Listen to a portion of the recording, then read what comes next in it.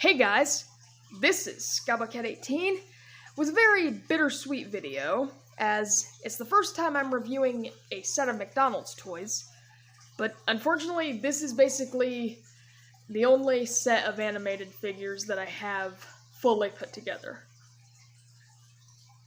Well, okay, let's just sort of start them with how they're arranged with Optimum Pride. Now, Optimus, this front is very sculpted very well. I really love the way it looks, even if the back is really just one solid color. I really do love how, it still forms the basic Optimus colors, and it forms basically how it looks in the show, minus his, obviously, his fire truck parts. But there are some issues. This hand really always wants to stay down. But let's get to the transformation.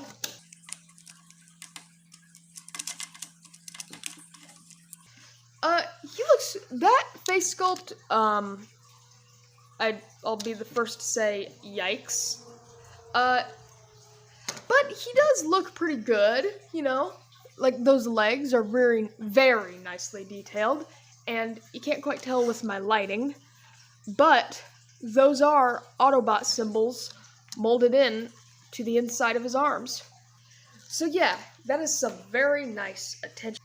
Coming up next is, of course, Bumblebee, voiced by Bumper Robinson, which I feel the need to explain. Oh, VFS! Or, wait, no, that's VHS, sorry.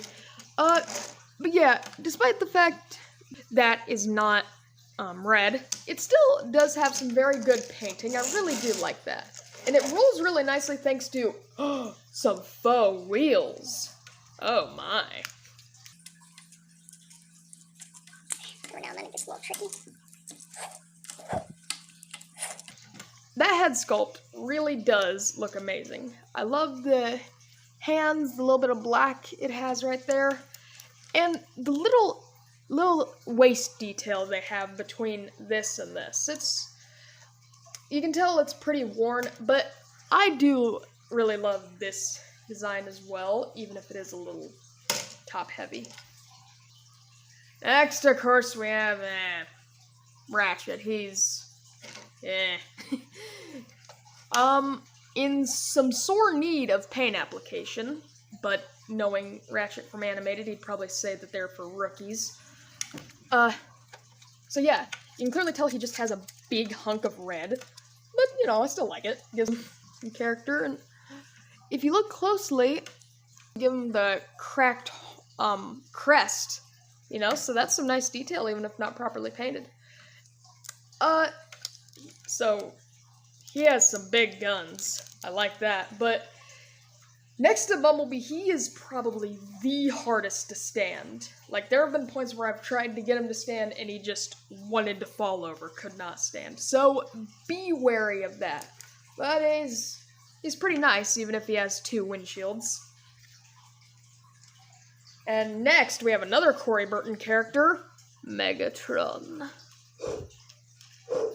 Now, he looks very menacing. I really love the detailing on the cockpit, and the detailing everywhere is, try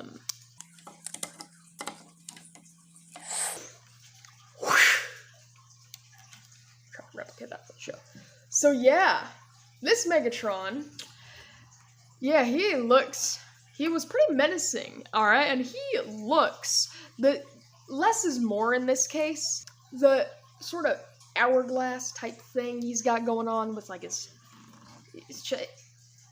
I'm not very good at processing what I like into words, but he looked good on next figure. Speaking of next figure, oh my, it feels a shame that I'm filming this on Tom Kenny's birthday, because they did him dirty. Yikes, like, I don't even think this could be a Cybertronian mode. But either way, a nice looking head mold, some good painting, and at least he can move his arms, yeah.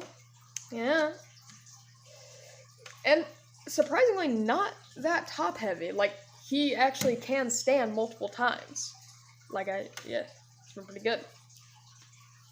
And finally, we have Lugnut, the fiercely loyal companion to Megatron, almost annoyingly so.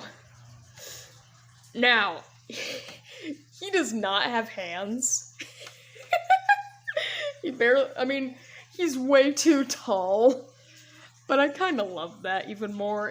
It's Lugnut with his one eye and his big underbite, and it's Lugnut. I can even excuse the fact that he has no visible heels, really, because he's just a big guy, you know, and me making fun of him will probably end me at the business end of the poke. So,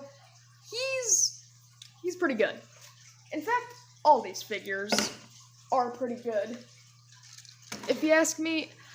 And it seems a shame that McDonald's no longer sells converting Transformer toys, but if this was going to be the last ones they would do, it was the best last batch you could have hoped for. This has been ScaboCat18 saying, watch Transformers Animated. It's available for free on Tubi, no charge ever, and it is amazing. Bye.